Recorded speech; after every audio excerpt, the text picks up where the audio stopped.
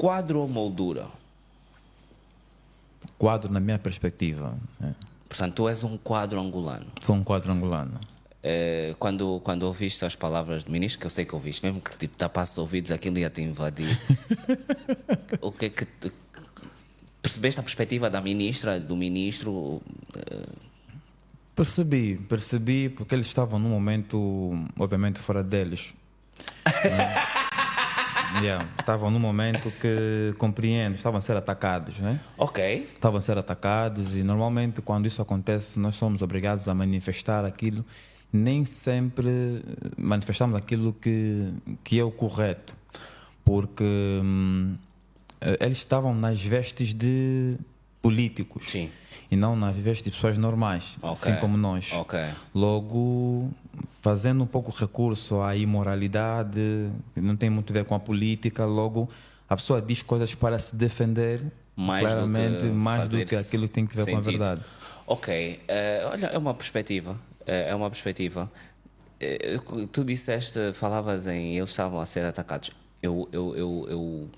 Eles sentiram-se atacados.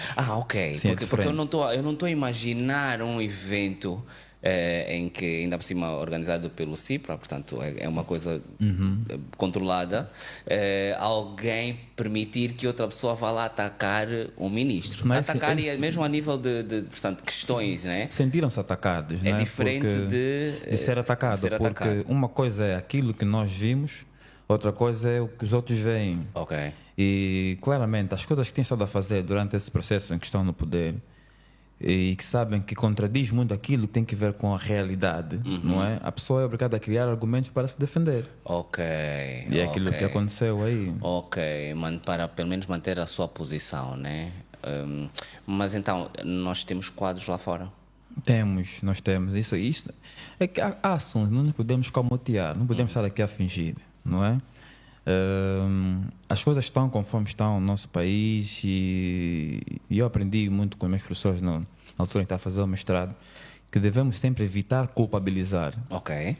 Mas é quase que impossível buscarmos uma solução sem indicarmos o problema. Ok. E os problemas têm sempre um culpado. Por mais que nós não queiramos dizer, mas tem sempre um culpado.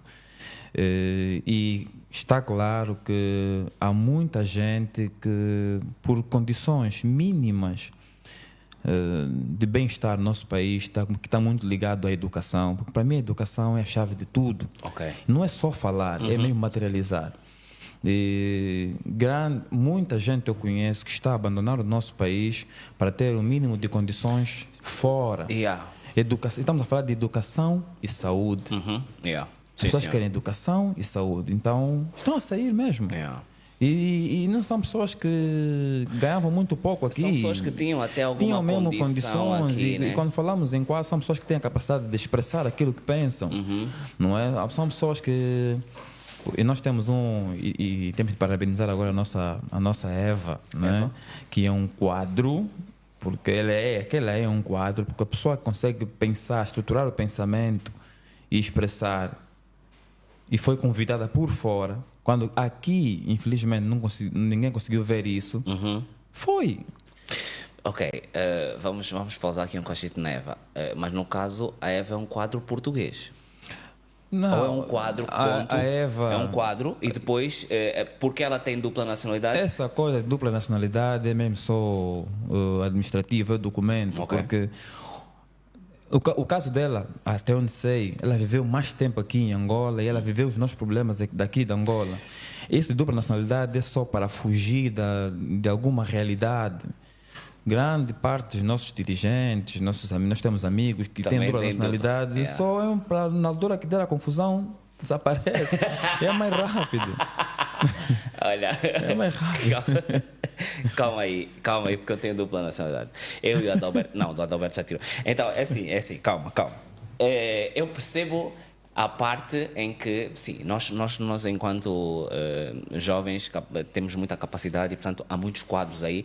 E eu acho que tu vais no sentido de nós estamos a perder grandes oportunidades, portanto, grandes quadros que poderiam contribuir para Angola, porque Angola não te permite contribuir. Porque Angola não deixa falar, não deixa os jovens falarem. Ok. Nós temos um problema muito grande. Nós não deixamos os jovens expressar aquilo que pensam. Olha, então não é tarde. Nós antes de começarmos, tu falavas sobre a tua experiência na Jota.